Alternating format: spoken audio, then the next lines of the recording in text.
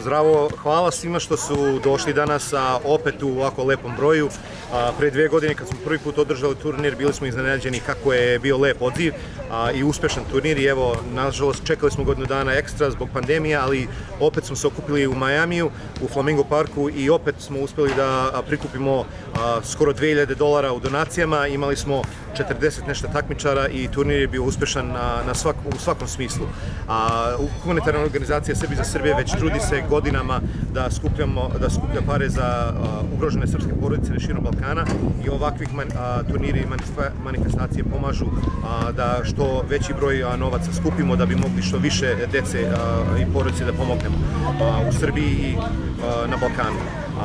Nadamo se da ćemo opet sledeće godine doći i da održimo još jedan turnir, da nastavimo tradiciju kao što je već započelo ovde. Isto planiramo da organizujemo odbojku iz bloka na plaži, na pesku, da se napravi turnir u odbojci.